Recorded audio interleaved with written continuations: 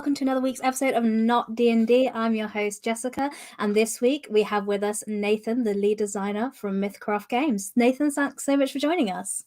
Thanks for having me, Jessica. I'm thrilled to be here. I am thrilled to get to chat to you about this game because Mythcraft is currently live on Kickstarter. If you go to mythcraftrpg.com, you can check it out whilst we're watching and take a look. We're also taking questions live. So if you have any questions about the game or anything we're chatting about, pop it in the chat live as we go and we'll answer it on screen. Thank you so much for everybody saying hi in the chat. Thanks for being here and watching.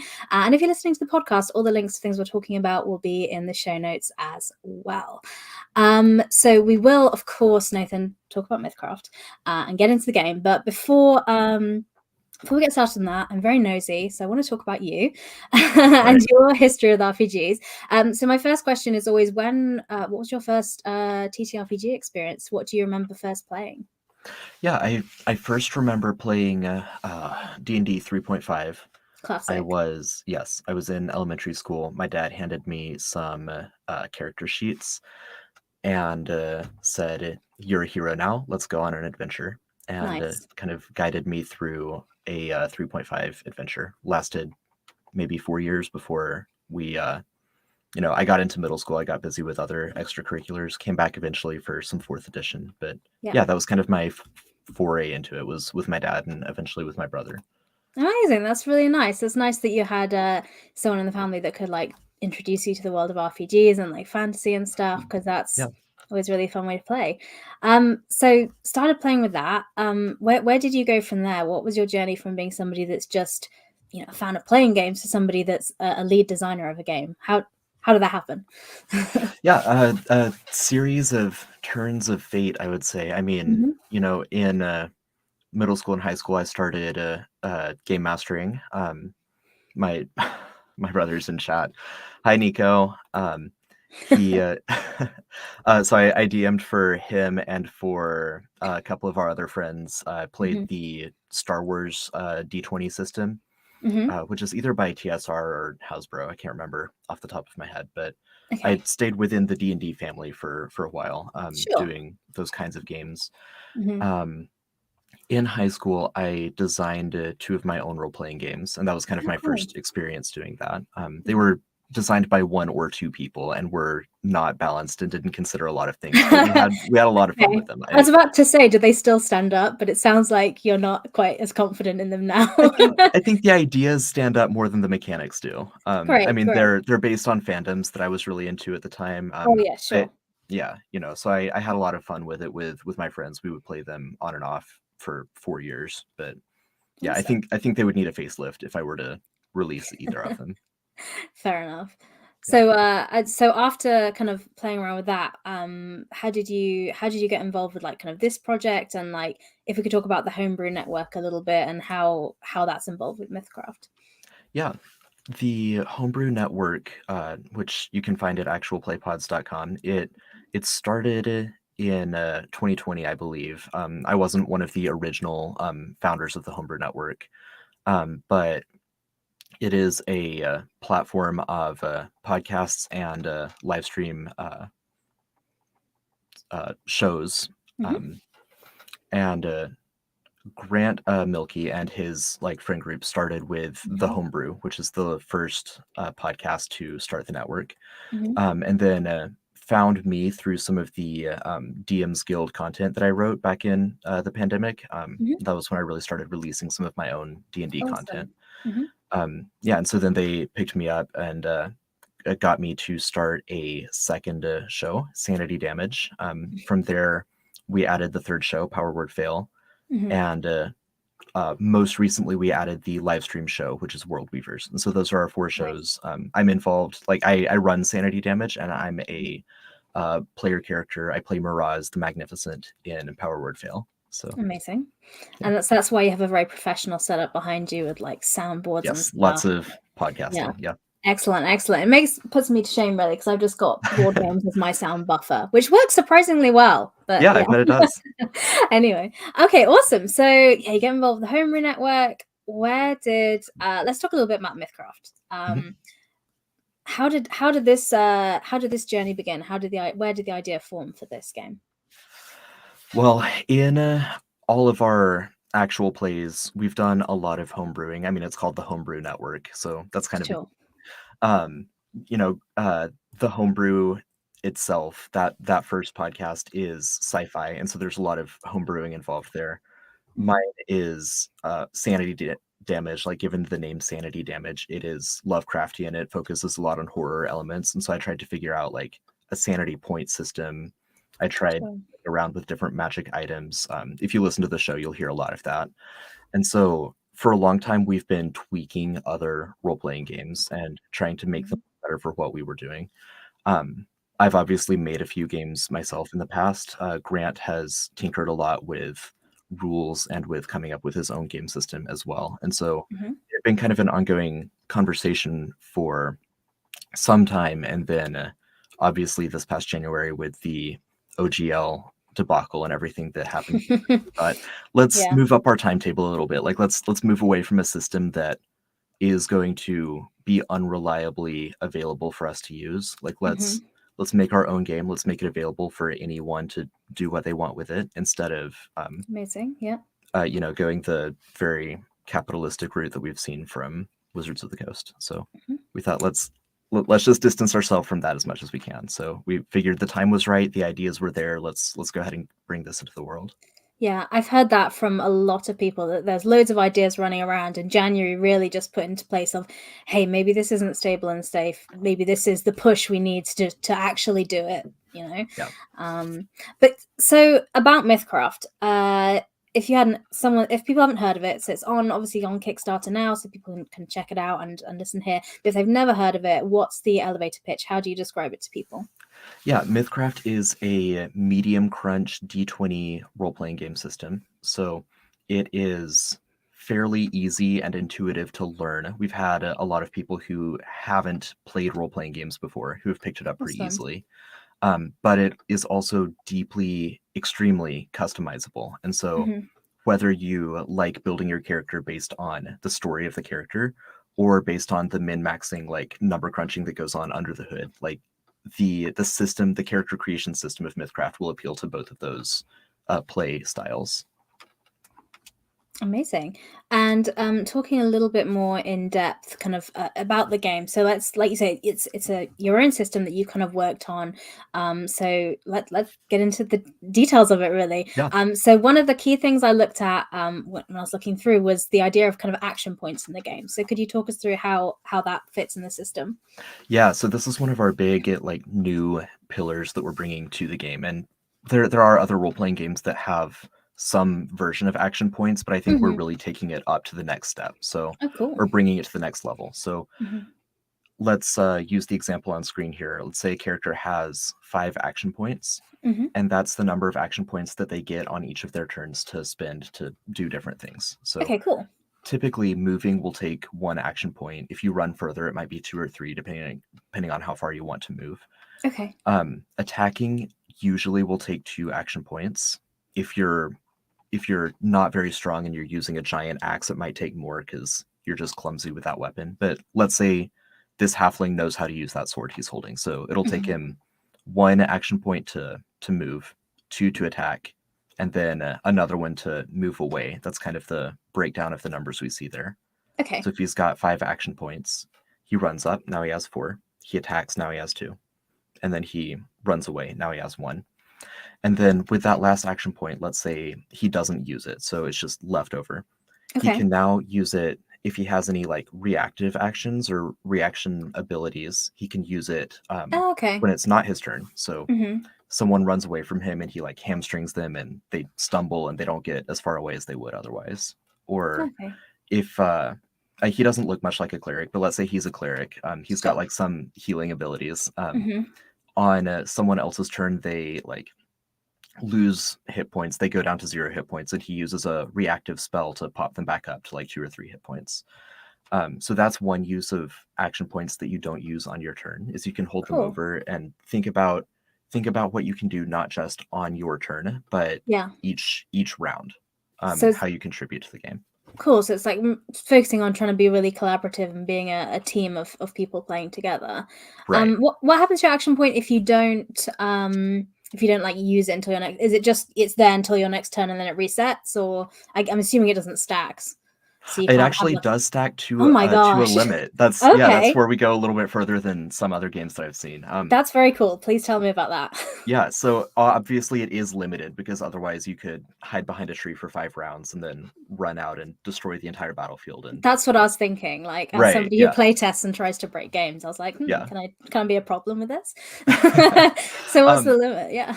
yeah, so the limit right now is you can't hold over more than half your level plus one, and we always round up in Okay. Mythcraft. So at Nice. levels 1 and 2, you can hold over 2 action points. At levels 3 and 4, you can hold over 3, uh, and so on. So it would, I suppose, at level 30, we go up to level 30. At level Hmm. 30, you could hold over like 16 action points, which Wow. at that point you could get into some like game breaking stuff, but it's also level 30. So, Yeah, level 30 is like you're really this epic right. heroic demigod, I believe, at that level, I'd Yeah. imagine. So so it makes sense that you're going to do some really cool stuff and save up for it. That Right. sounds really interesting. I love how that works. As it's on the screen, we've got kind of attributes and defenses there. Could you talk us through how they work in the game? Sure. So we've got 3 physical attributes, 3 mental attributes, and 2 metaphysical attributes. So the Hmm. first 6 are going to be familiar. They're in a lot of games: strength, dexterity, endurance, Hmm. awareness, intellect, and charisma.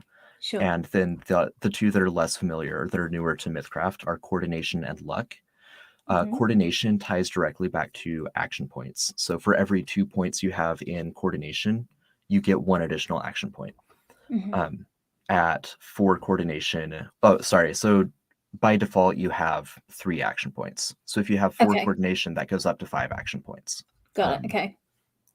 yeah, and then luck is just another ability for when things are really left up to serendipity, right? Like if you're scrounging around, especially in like a survival based game, there will Hmm. be times when investigation or perception or like foraging skills don't quite cover the scope of what a myth crafter or a game master might need for a role. So Sure. if you're like looking to see how many arrows you can salvage, I might just ask for a luck check instead of Hmm. a like investigation check. Okay. Um, yeah, so luck contributes in that way, but it also lets you re-roll a number of d20s depending on your luck score. So if your luck is 2, then 2 times per day you can just re-roll a d20, and it can be yours or an enemy's or an Hmm. ally's. You just change Oh, fate just a cool. little bit. Yeah. Very versatile. I'm picking up on that versatile, flexible thing you were talking about in the system. Yeah. It's definitely shining through in the rules. And we do have a question about what we're talking about with the kind of the action point system. It's a two-part question, but I'm just going to focus on the first part first, and we'll come to the second part later. But the question is, so would somebody be able to attack twice and have a reaction with the 5 points if they have 5 points, for example? Is there a limit to how many things you can do in a turn? Like, could you, in theory, could you use all 5 action points to do the same thing, or how does that Yeah, work? yeah, in theory you could. And so Mhm. narratively this will really depend on what kind of battle you're in and what your allies are up to. Like you will just naturally start thinking more in terms of the round instead of just your turn. So yeah, let's say you've got those 5 action points. You could attack twice, save that Mhm. last action point, use it reactively. Or if you Mhm. don't use it reactively, then you'll have 6 action points on your next turn from saving it. So you could do 3 on the Then following you turn. could attack 3 times. If Exactly. you were just playing this barbarian, you're just standing there just wailing on something, you could just Yeah. get amazing. Well, that Yeah. segues us really nicely to talk into combat a little bit. So on the page, you say you've kind of reimagined combat, and obviously, I mean, just talking about the action point system, I can see how that's already in place. But tell me more about combat. Yeah, combat is again focusing more on each individual round than a specific turn because you are Okay. able to break up your action points a little bit more. Hmm. You don't get that by default, so you do have to invest a little bit in that kind of build. So Sure. support classes tend to work a lot better on other people's turns than just on their own. Clerics, troubadours, which are the equivalent to a bard. I like the word troubadour more, and I feel like it encapsulates more It bardiness. sounds fancier, doesn't Yeah, it? So it yeah, sounds like somebody that does this when they bow. right. Which, if you're listening to the podcast, that was a little flourish, and with my hand I did while I bowed. But yeah. Yeah. A troubadour is the kind of person who sings like toss a coin to your wisher, I Yes. think. So Amazing. Okay, great. yeah, so those support classes, they can spend their action points. They'll have a lot of ways to spend their action points on other people's turns to, like the cleric example, pop an ally back up from 0 health, or a popular one in our playtesting has been a divine ward, where a cleric can boost their allies' armor against incoming attacks. So it's kind of like it's like a shield that you apply to someone else. So Sure. yeah, so we'll see a lot more of that from the support classes. From the Cool. more like attack or like combat focused classes, you mentioned the berserker. They some of them will have additional ways to get action points. Berserkers have rage action points, which they only use on attacks, and Nice. so that like channels that frenzy. Mm-hmm. As for how combat actually works, it's fairly similar to a lot of like grid-based role-playing games. You Okay. I think you could do gridless with Mythcraft, but I definitely recommend gridded because we have flanking that's based on like your position on the board, that kind of thing. Sure. Like it has more of a wargamey feel than some other like rules light systems or like 5th edition. Okay, cool. So yeah, you want to get your minis out and have something pretty to look at while you're playing then. Yeah. Yeah, I Okay. mean, I'm a fan of that just because I love minis, I love painting, I I love mean, that whole side of the hobby. But yes, I mean, who doesn't? Who doesn't? right. But I know some Yeah. people that have used gummy bears instead as well as an I actually alternative. did that too once. Yeah, when Yeah. I was short on minis, I was at a hotel and I was like, I want to play D&D, but I don't have any of my stuff with me. So Also, what it meant whoever killed the monster get to eat the gummy bear as well. yes, So that's another nice thing. Yeah, classic, yeah, classic. We love it. We're on that yeah, board. So going back to combat though, because instead of gummy bears, this is a podcast about role playing games. So I'll focus on that. Death points is something you mentioned to me a little bit earlier. So I'm going to give you the chance to talk about death points. That sounds very fun. yeah. So yeah, I mean, it does. How cheerful and fun death points. But Right. sorry. Yeah, I believe that dying should be a meaningful and again, ironically enjoyable experience in a role playing game. Okay. Yeah. In a role playing game, Sure. I Yeah. think Yeah. No. I'm on board. I think that there's a lot of systems that I've seen that do a disservice to people when they are dying or when they're bleeding out. You know, in D&D, in every edition that I can recall, as soon as you hit 0 health, you're unconscious and you Sure. start making death saves or whatever the edition's equivalent of that is. Sure. And that's I've seen that to be fairly typical across a lot of like crunchier rules heavy games. And that just bums me out because if I'm a player, then I wait 40 minutes for it to come back to my turn. I roll a die, I see whether I'm more or less stable, and then I wait 40 more minutes. And so in designing Mythcraft, I wanted to not do that. And what we've come up with is a system where once you hit 0 hit points, you're not unconscious, but you begin accruing death points. If you end your turn with 0 health, you get a death point. If Okay. you take damage or would take damage and you're at 0 health, then you get 2 death points. And once that collectively adds up to 8 or adds up to 9 if you're a catfolk, then at that point you die. Okay. Oh, 9 for Catholic. Perfect. Yeah. Love it. Okay. Yeah. Okay. Okay, so that means okay, so it feels like combat can build then. So it's not like completely brutal combat. So it's not like one and down. You have like there's lots of different ways to get to it, but it's you can feel like the hero and go into combat, and it's not like you're completely fragile then. So with those eight things, yeah. Right. Yeah. Yeah, I mean even at level 1, there's a chance that you might lose all of your health in one go, right? Just because you don't have very much hit points. But even once you do, you still have those death points. So you can choose to not be the hero today and run away and regroup, or you can choose to. I always reference Boromir, like Yeah. a minor spoiler for a thing that's been out for 80 years, but I just love that scene and that like redemptive moment, and I want Yeah. players to be able to experience it Yeah. in like a mechanical sense. Oh, that's so good. It's such a good reference. Literally yesterday, I sat down and watched all 3 extended editions of Lord of the Rings, so that's such a timely reference. It's imprinted in my mind. But yeah, someone's asked a question about does hit points ever go under 0? So do you get into the minuses of it? They were just clarifying. No, no, we No. don't mess with that. Just once you're down to 0, you're at 0. Start getting death points. Yeah. Amazing. It's cool. That's thanks for sharing death points with us and things. We talked about kind of combat and things, but we haven't touched on spellcasting just yet. So I was wondering if we could talk about spellcasting and how magic works and what that looks like in this world. Yeah, that's something that Grant and I are under the hood tinkering with on an ongoing basis right now. So we're having a ton of fun with it. Hot off the press, then. Okay. Yeah. So magic, you can access magic through one of 5 sources. As you can see here, we've got arcane, divine, primal, psionic, and occult. And each of these sources of magic kind of dictate the rules of magic for you. So, trying to think how I can give examples in a succinct way. Let's say like psionic magic generally comes from within you. It's like the Okay. meditation and elevation of your own soul so that you can affect the world around you. Okay. Cool.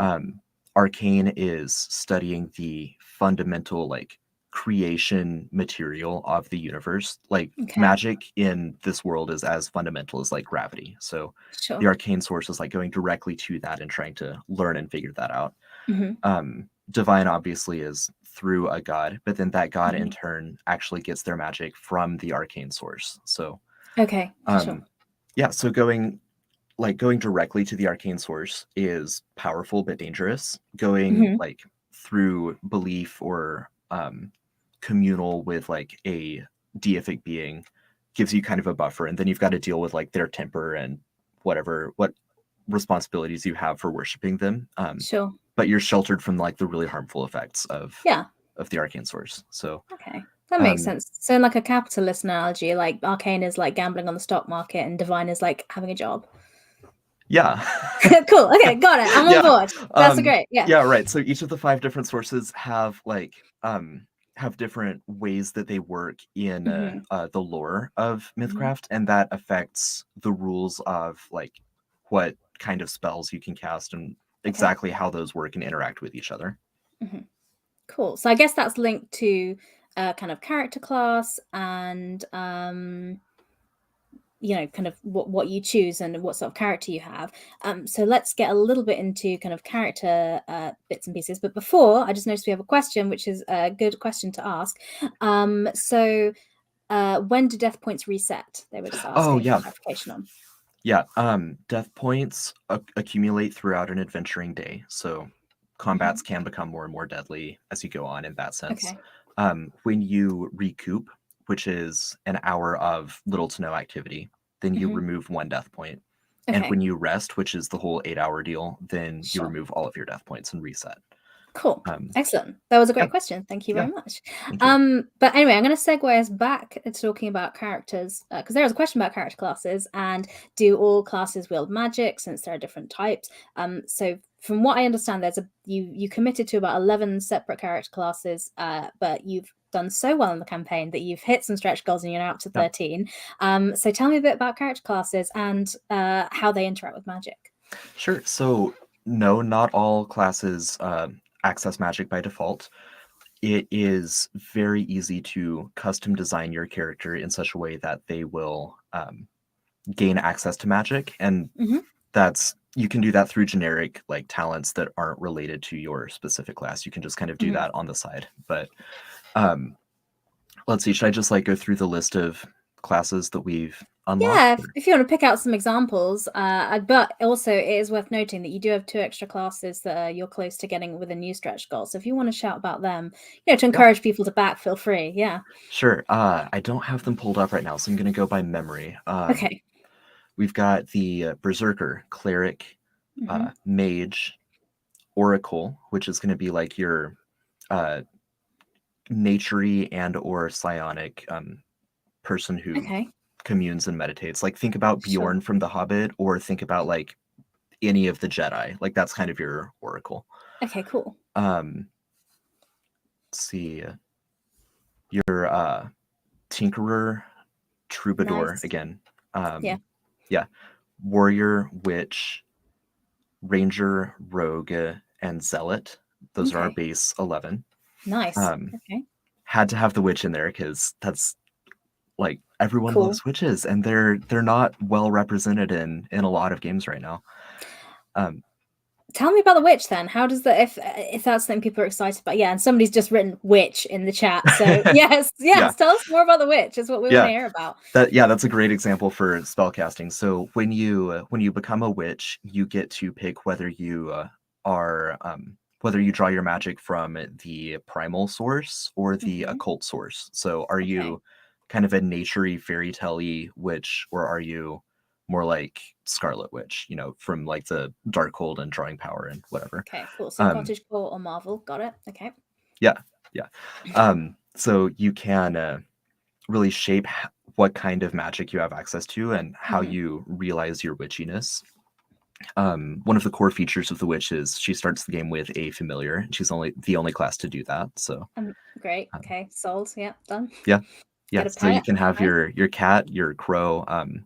You can narratively decide whatever you want to, but like rules as written, you can change that out on a long rest, and so you can change what kind of creature you have with you. Let's see what else about the witch or about spellcasting. I guess getting a little bit more into spellcasting with the witch as like or holding the witch in mind. There are 3 different like types of magic that you might cast, and this is going to be a little bit different depending on which source you pull from. But you've got your spells, you've got your let me just start with spells. That'll make the other ones easier. So with spells, you've got action points, which we've talked about, and you've got spell points, and each spell has like costs, let's say 3 action points and 4 spell points. So you just keep track of action points round by round, obviously, because you get them back. Spell points are yours over the course of the day, and once you use them all, then you've got to rest to get them all back. Cool. So that eschews the kind of problem with the fancy and magic system and the difficulties that you run into about like justifying how and why that works in a story. And instead it's just like, if you want to spend or cast a more powerful spell, you just have to spend more spell points and burn through them more quickly in the day. So sure, that makes perfect sense. So speaking about classes, we've got loads of cool different character classes there, like you say, more being unlocked throughout the Kickstarter as well, which is really exciting to see. But diving into kind of characters and creating your character, we've also got different lineages as well. So if we could talk through some of the different options we have there. Yeah. Let me touch real quick on the 2 classes that we're close to unlocking with our our stretch goal. We've got the Magus, so spell sword mage, like that cool. that trope, that really fun trope. And we've got the Scion, which obviously is like another really popular like trope that I think a lot of people are excited for. So being Matilda, pretty much. Got it. Yeah. Right. So I'm super excited for that. I would love to play Matilda in a Mythcraft game. Who wouldn't want to be? She's very cool. Okay, cool. So they're the next 2 to be unlocked on the Kickstarter. As we've mentioned previously, if you want to check out what we're talking about, if you go to mythcraftrpg.com, it's linked to the campaign there, so you can check that out there. But yeah, talking about different lineages and maybe just if we talk about character creation in general, actually, and give an overview of it, because we've kind of got into the details, but I haven't done an overview. I know you've tried to make character creation kind of really flexible but like approachable. So yeah, if we could talk about kind of how you approach that. Yeah, so I think to do that, I'll basically walk through designing a character from level 1 up to level 2 or 3, and that'll give kind of a good example of how that works. So at level 1, you pick your lineage, and we've got some classic fantasy tropes. We've got humans, elves, dwarves. We have some fun new unique classes, or sorry, unique lineages that that are new to Mythcraft. So Nice. I mentioned the catfolk, and like Yes. a fantasy cat person is not a new thing, but you know we're figuring out new lore for all of our creatures that we're bringing in. So Sure. yeah, the catfolk with the 9 death points or 9 lives. I love that little touch. That's very nice. Yeah. Thank you. Yeah. We've got Kleppen, which are like critter folk. So kind of mouse guard or redwall, like that vibe. You know, you've got, or Nice. Narnia, Reepicheep, all of those like Mm-hmm. lovable little creatures. Sure. Dragon folk, that's another one that I think, or I know that one's been done before. Sure. But we've got little. This one might be new. This might be a new drop that people haven't mentioned anywhere else before. But we've got scoop. Okay. yeah, we've got creatures called Tibin, which are like little nature Okay. troll folk, like Oh, cool. gnome adjacent, frozen troll adjacent, but just like Right. yeah, just like little nature guys that So like kind of magic-y, fey, creatures of the earth type yeah sort of things. yeah Nice, like it. Okay, cool. So loads of different options there. So you choose your lineage. Where do we yes. go from there? Yeah, so your lineage will give you a base lineage feature, and then it will let you pick one additional feature of your choice, because we're moving away from like lineages being monoliths that all have like the same abilities. So there is something that every lineage has, and then there's like a list of options that you pick from based on your lineage. Okay. And you pick again from that list every 5 levels thereafter. So levels 5, 10, 15, all the way up to 30. Allowing, kind of reflecting your growth and maturity as you move through the adventure. Cool. Yeah, so that's lineage. Second step is you pick your background and your occupation. Occupation is a lot more roleplay focused than like your classes and your talents will be, but it gives you Okay. really cool like narrative options. Like if you're a soldier, then if you're a level 1 soldier, then you can find like free room and board when you're in a territory controlled by your military. Oh, cool. And then if you're like a level 5 soldier, then at that point you are considered a general and can levy troops to go to war for you and that kind of stuff. So Okay, cool. those like yeah, you don't get a new occupational like level every time you level up, obviously, because that's a wide jump from like Sure. yeah, you know, from a infantryman to a general. So part of that is based on what kind of game the MC wants to run. When I say MC, I just mean game master, Sure. Mythcrafter. Okay, yeah. So generally, the MC will hand out a level up in your occupation every 5 or 6 levels. So Okay. that takes you easily from levels 1 to mid 20s by the time you're a general. Let's see, we've got 2 steps left for creating a level 1 character. So we've got our lineage, we've got our occupation. Now we assign 5 points to our 8 attributes, Okay. strength down through luck. And you can take a negative penalty to something to give yourself another point. So you can kind of play into like play into or play against tropes if you want to. Play the dumb barbarian, play the socially awkward wizard, whatever you want to do. Yeah. And again, observe, or sorry, I shouldn't say again, I don't think I touched on this yet. In the same way that your action points are limited to half your level plus 1, Sure. the maximum number of points you can have in an attribute follow that same limitation. So okay. yeah, Right. so at levels 1 and 2, you can't have more than a 2 in your strength, and then that goes up to 3 at levels 3 and 4, etc. Okay. Yeah. Yeah, so those are the 3 out of the 4 decisions you make at level 1. Okay. Last decision is your talent point, and this is like the big like thing that makes Mythcraft what it is. So okay, great. Yeah. Your talent point is going to be a basic like thing that you can do, and that might be an active ability, it might be a passive ability. Examples are like basic dual wield or initiate of the occult if you want to start working on occult spellcasting. Light armor mastery if you want to get better at that. You know, they feel like feats or talents from other game systems. It's that kind of thing. Okay. Cool. Yeah, so we've got a level 1 character. Nice. Yeah. And then at level 2 and at every level thereafter, you get 1 additional talent point to put into Okay. your 8 attributes. Mm-hmm. I'm sorry, you get 1 additional attribute point to put into your 8 attributes. Okay. And Yeah. you get 1 additional talent point. So by level 30, you'll have 34 talent points. Mm-hmm. I'm sorry, I keep saying talent point when I mean attribute point. 34 Attribute point. attribute points. Yeah. Yeah, Okay. yeah. And 30 talent points. And so at that point, you'll have full customization over like what talents you've chosen, where you've assigned your attribute points, all of that.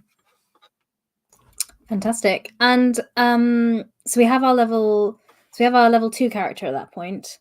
So what happens at level 3? Because you mentioned 1 to 3 gives you a good example of it. So yeah, so I guess at level 3, I would just get into some specific examples because levels 2 through 30 are all the same. You get 1 attribute point and 1 talent point. okay, yeah. What's special about level 2 is that's when you unlock the classes. So at level 1, you're Right. just an adventurer, and that's again, I think something fairly unique to Mythcraft, at least as Mm-hmm. like crunchier games go. So Sure. you start as just an adventurer, and you could stay as just a classless adventurer for all 30 levels if you wanted to.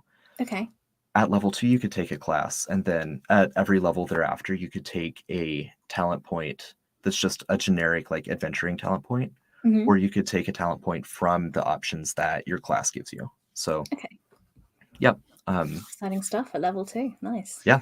That's quite nice, like from a roleplay perspective as well, like narratively, because then level 1, you're just this silly guy walking around the world figuring stuff out, and then maybe something happens in your story that leads you to choose your character class or something. So that could be a really nice way from a roleplay perspective. Yep. We've had a question about multi-classing, which is fun. So they've asked specifically, can you multi-class occupations that we talked about before? You can, and that's something that again would largely be up to the MC. That's something that would emerge over the course of the game. Mm-hmm. There are a couple options within specific occupations that let you bounce across to another occupation. So an example of Mm-hmm. that would be an example might be you start out as an aristocrat and you're working Mm-hmm. on becoming a knight. And once you are Oh, yeah. knighted, you have a certain number of like aristocrat levels. But because you're knighted, you also have like some level of credibility in the military. And so you're Sure. counted as both like a knight and a soldier to different levels. So Awesome. there's a couple options like that built within the mechanics, but otherwise, yes, depending on roleplay and what your MC rewards you with, like that's a Mm-hmm. great reward for completing a quest. It's Yeah. like gaining a level of an occupation. Amazing. And speaking of multi-classing, can that work with character classes as well? Absolutely. So again, just every time you level up and get a talent point, you can spend that on entering into a new class, or you can spend that on a class you already have, or just on specialization talents. Perfect. So we talked a bit about kind of character creation that the characters we're going to be playing, the kind of how the game mechanically works, because that's the thing I think I really wanted to show off. But the second part to your question earlier was talking about genre.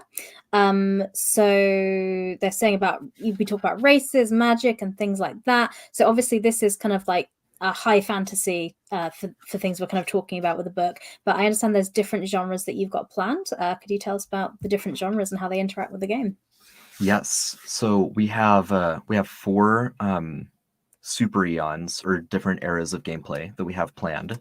Mm-hmm. 2 of them are unlocked for the initial Kickstarter. So we were going to start by doing high fantasy. We Sure. hit the stretch goal to Perfect. include ancient and pre-magic as well. So that's like prehistoric, like dawn of civilization, dinosaurs mixed in with it all. Nice. Um, Okay. yeah. So those are the 2 that we've unlocked so far. The Mm-hmm. other 2 we will do at a future point, Mm-hmm. or like our Kickstarter will just like absolutely blow through the roof in the last few days, and then we'll do it this year as well. But Hey, those why other not? 2, yeah, we'll see. But those other 2 super eons are post-apocalyptic and sci-fi, Okay. Right. Nice. and Okay. yeah, so we've got kind of the whole breadth, and then steampunk and modern will be in there somewhere as part of the like late stage fantasy or early stage post-apocalyptic. Like there'll be room for that too, but that's a little bit further down the road in terms of like official content. Sure. So it seems like this Kickstarter's going really well, but you've got stuff planned even for like beyond. There's already stuff that's kind of working through. It sounds awesome.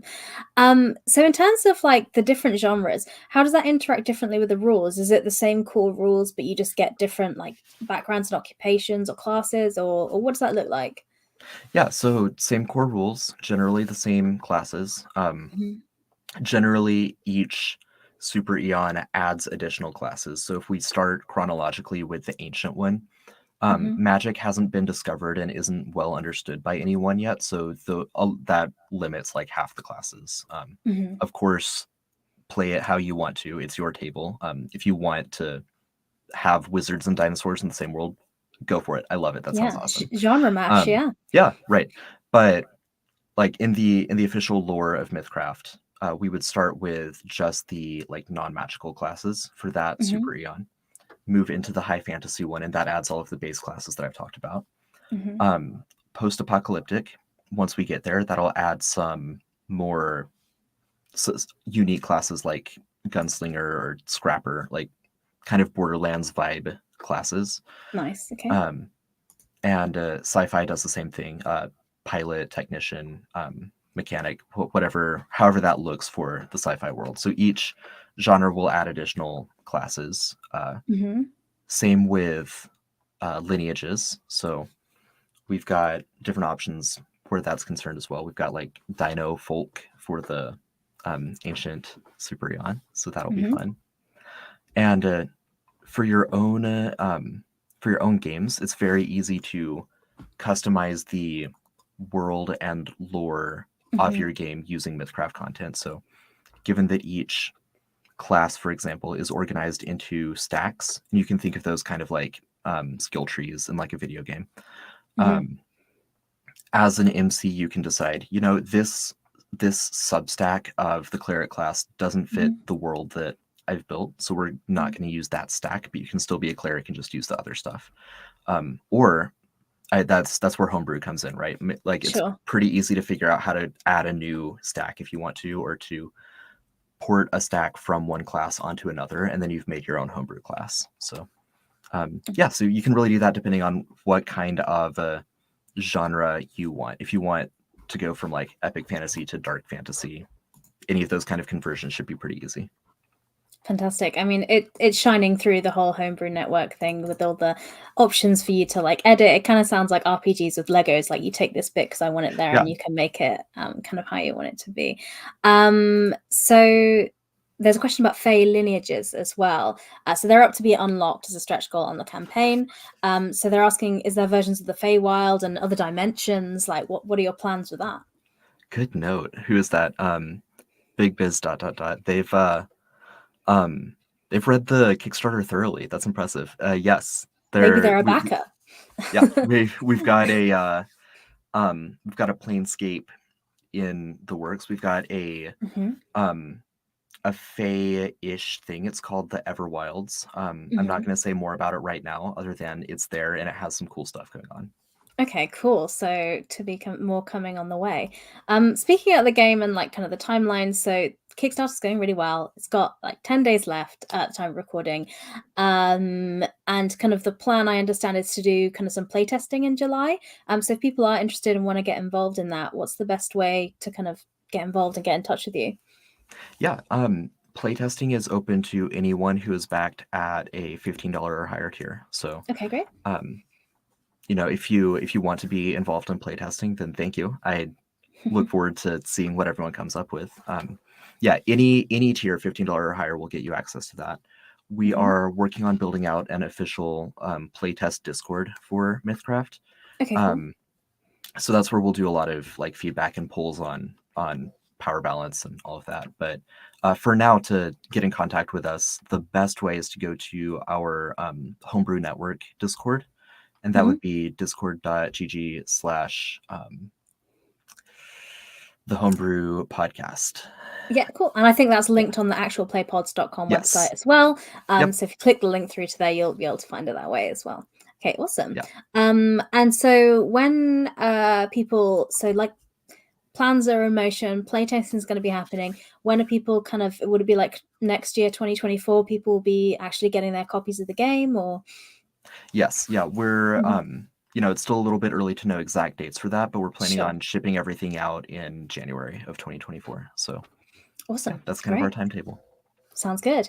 So we've kind of gone through a lot of things in the game there. So we've gone through kind of the top line of the rules, like the action point systems, death points, talent points, how the spellcasting works, character creation, and the genre. Are there any other elements of the game that you want to brag about, or something that I should have asked you and I just didn't?